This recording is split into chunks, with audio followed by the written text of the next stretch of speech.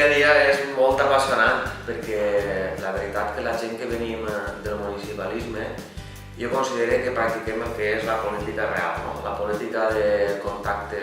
directe amb la ciutadania, els problemes que tenen en el seu dia a dia i en aquest sentit és una feina molt gratificant. Sabeu que he de compaginar-ho en la meva tasca de diputat i per tant he de tindre una agenda molt calculada, molt medida, però es pot fer perfectament, sobretot rodejant d'un bon equip i prioritzar molt bé les teves polítiques públiques. Pel que fa a la part d'Hisenda, hem reduït el deute de 27 milions fins a acabar el mandat al voltant de 5 milions d'euros, cosa que hem aconseguit baixant també els cadastrals una mitjana del 35%. Pel que fa a la part d'ocupació, hem tingut moltes ajudes de la Generalitat, mitjançant les quals hem pogut gestionar 37 projectes d'ocupació en els que hem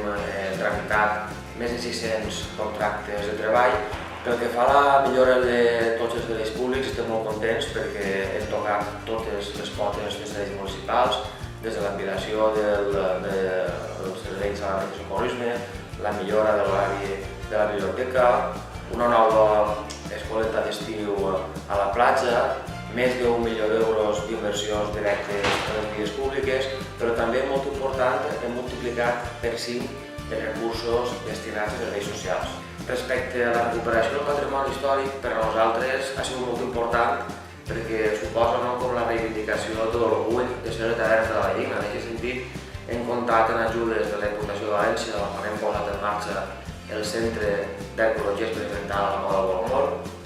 Hem recuperat la Torre de Guaita, que és una torre de vigilància de l'època que érem atacats pels pirates. Hem recuperat també pintures rupestres, així a la Valldigna també tenim pintures rupestres i amb una ajuda de la Generalitat hem recuperat els dos abrics de mossèn Ricard.